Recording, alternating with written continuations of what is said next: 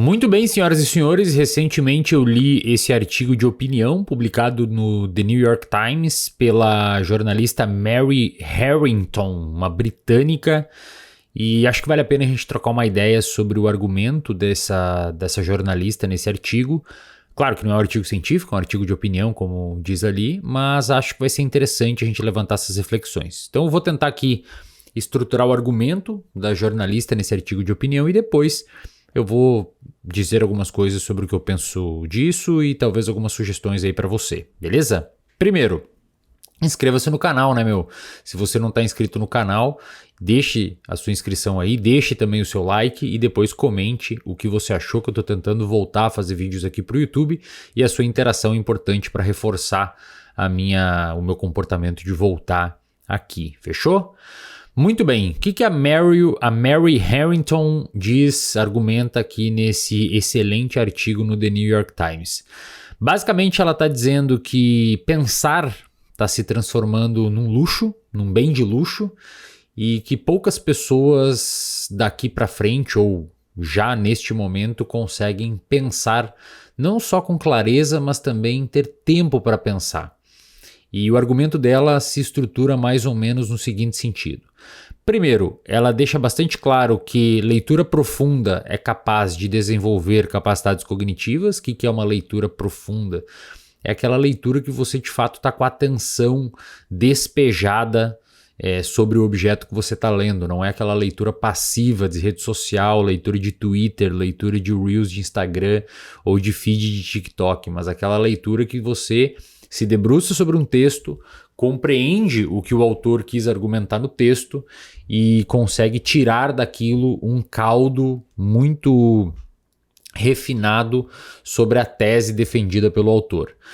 E ela está certa em dizer isso. De fato, você ter, e aqui eu estou falando como neurocientista, você ter essa experiência de uma leitura mais difícil faz com que o seu cérebro, tal qual um músculo, metaforicamente falando, fique muito mais hipertrofiado, fique mais robusto, não necessariamente maior, né, mas fique mais capaz de conseguir entender coisas mais difíceis. Por isso que um leitor acostumado com textos densos consegue gastar menos energia lendo esses textos densos do que um não leitor, de um sujeito que não lê nada, vai acabar, óbvio, tendo muita dificuldade para interpretar um texto um pouco mais difícil. Então, sim, leitura profunda, essa parte do argumento dela está correto. Tá? Segundo, ela diz que o ambiente digital reduz a nossa capacidade de exercer essa leitura. Isso também está correto. Você, quando fica muito tempo na internet, especialmente em redes sociais, que é onde muita gente passa mais tempo dentro da internet, especialmente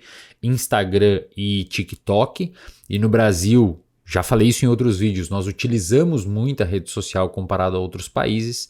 Inclusive, já que a autora é britânica, vou dar um exemplo pessoal. Eu fui para Londres alguns meses atrás e fiquei chocado o quanto as pessoas em ambientes como nos pubs, que lá em Londres se faz assim, tem um pub em algum lugar, elas não ficam no celular. Às vezes tem duas pessoas numa mesa tomando cerveja, bebendo chopp e meio que acaba o assunto entre essas duas pessoas e elas não puxam o celular para olhar. Era eu que única pessoa no pub inteiro com o celular na mão, era eu que tirava para bater uma foto lá turistando. Então, claro, quando a gente fica mais tempo dentro das redes sociais, a gente não está exercitando tanto as nossas faculdades cognitivas e, pelo contrário, pelo menos não estamos exercitando tanto as faculdades cognitivas mais complexas, mas estamos exercitando os músculos do cérebro que se acostumam com conteúdo rápido, atrofiando então os músculos que querem um conteúdo, que sustentam um conteúdo mais complexo, e hipertrofiando os músculos que trabalham com conteúdo rápido. Isso é curioso, porque o cérebro ele não fica podre, digamos assim, de uma maneira geral. Você continua exercitando áreas envolvidas com resposta a estímulos de recompensa mais rápida, de dopamina mais rápida. Beleza? Então, por enquanto, sem tirar nem pôr, a jornalista está correta. Então ela diz que já que a gente já que leitura profunda desenvolve essas capacidades cognitivas importantes, já que a gente passa muito tempo na rede social e não exercita essas faculdades complexas, portanto, o ambiente digital tem esse poder de reduzir as nossas capacidades cognitivas mais elevadas. E até aqui concordo plenamente. E o próximo passo da argumentação dela é dizer que a exposição ao ambiente digital é desigual entre classes. Eu não sei se isso é verdade nos Estados Unidos, não sei onde é que ela tirou esse dado, mas aqui no Brasil eu diria, e aqui é só um achismo meu, que pelo fato de nós sermos um dos maiores consumidores de rede social do planeta, isso provavelmente foi diluído aqui. Acredito que o moleque que estuda na escola particular, né, o que estuda na escola pública, o cara rico, o cara pobre, etc., todos eles utilizam muita rede social, de novo porque nós somos um país que consome muita rede social e isso é estatisticamente comprovado. Então não sei se isso se é capaz de ser traduzido para cá, mas fato é que, segundo o argumento dela, nos Estados Unidos, como as pessoas mais pobres passam mais tempo nas redes sociais, essas pessoas terão uma menor capacidade de exercer essas funções mais elevadas do seu intelecto e, portanto, aí justifica o título do artigo de opinião dela, que as pessoas com mais dinheiro vão ter mais capacidade de pensar com qualidade, porque essas pessoas com mais dinheiro, teoricamente, não ficam tanto nas redes sociais. Eu acho, tá, aqui só achismo meu, que no Brasil, as pessoas com dinheiro, as pessoas sem dinheiro, elas não estão imunes aos efeitos maléficos da rede social, do uso exagerado de rede social. E aqui, só para deixar claro, ó, presta atenção aqui comigo. Primeiro, por que rede social é um grande problema quando você utiliza demais? E você deve utilizar, sim, muito mais do que você imagina. Basta ir lá nas configurações do seu smartphone e ver quanto tempo você passa na rede social, no Instagram, no TikTok, etc. Provavelmente é mais do que você imagina. Por que é um problema? Por duas razões, em termos neurobiológicos. Primeiro, porque você se acostuma com conteúdo superficial e muito barato em termos de recompensa. E aí isso dificulta você a fazer outras coisas que demandem mais esforço. E as coisas que demandam esforço, como fazer um TCC da faculdade, passar num concurso, etc., você tem que renunciar a uma recompensa imediata em prol de uma recompensa futura. Então você vicia o seu cérebro, entre aspas, a ter uma vontade muito maior de buscar recompensa muito barata. E segundo lugar, porque quando você fica rolando o feed, nesses feeds infinitos, que você não sabe o que vem depois, e essa imprevisibilidade faz o seu cérebro explodir em termos dopaminérgicos, você entra num estado muito parecido com uma dissociação. Por quê? Um estado de dissociação é quando você... a sua atenção, você não está sacando que está prestando atenção naquilo e você simplesmente está dando uma viajada. E a sua atenção é afunilada para aquela situação sem que você saiba o que está passando ali. E depois que você acabou aquele momento, aquela sessão temporal, você é incapaz de lembrar o que acabou de acontecer. E isso deve acontecer com você nos momentos de rolagem infinita de feed. Sugiro que você experimente, depois de terminar de rolar o feed, tente lembrar 4 ou 5 vídeos que você acabou de ver. É provável que você não lembre, porque você ficou nesse estado dissociativo, meio perdido dentro de você. É muito louco porque é importante ter esses estados dissociativos. Muitas pessoas, aqui eu não estou falando em termos patológicos, muitas pessoas vão viajar de carro para dar uma espairecida, muitas pessoas vão ver um filme que nem querem prestar atenção para espairecer, ou vão caminhar, vão correr. O problema é que quando você tem esses estados de viagem na maionese dentro de um negócio que é hiperdopaminérgico, você começa a bagunçar os seus sistemas e ficar dependente daquilo dali.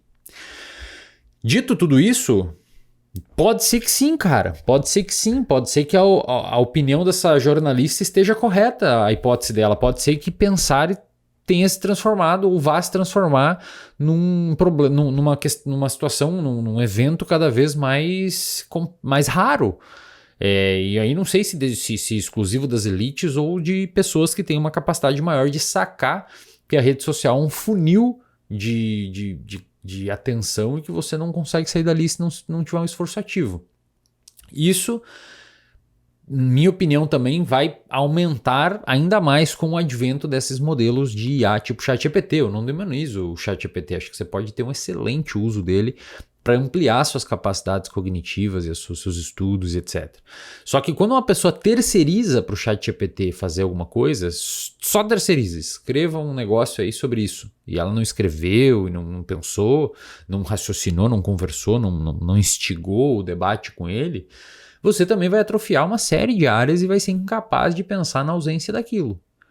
Então, acho que a grande sugestão que eu dou aqui nesse vídeo para você, que está aqui me assistindo e que, portanto, é uma pessoa que se preocupa um pouco mais com estudos, com hábitos, com coisas mais saudáveis, com o seu futuro, é que você não deixe que o seu carrinho, sabe, o seu comportamento parece um carrinho de supermercado com a rodinha quebrada, que você vai empurrando passivamente e ele vai dobrando para o lado. Eu sugiro que você não deixe que esse carrinho de supermercado com a rodinha quebrada vá indo para o lado e você se pegue daqui 5 anos mergulhado em rede social, sem ter lido 3 livros e incapaz de conseguir raciocinar porque terceirizou tudo para o ChatGPT ou para modelos semelhantes. Pense por si mesmo, emancipe-se intelectualmente, obtenha repertório e não fique refém de Reels infinito que você sequer é capaz de lembrar o que você acabou de ver. Porque a sua vida vai passar e talvez você se arrependa bastante de ter perdido um bem que a gente não consegue comprar mais, que é o tempo. Tudo bem? Essa é a reflexão desse vídeo. Acho que consegui contemplar os pontos que eu anotei aqui. Espero que tenha sido relevante e se foi, deixe o seu like aqui para que eu volte a produzir conteúdo para vocês. E também aproveita e deixa alguma sugestão de conteúdo aí nos comentários que o Matheus, que é o editor aqui do canal, compila e vai me mandando ali para eu ter também ideias de vídeo, contemplar o que vocês querem saber. Valeu? Nos vemos no próximo vídeo e até lá!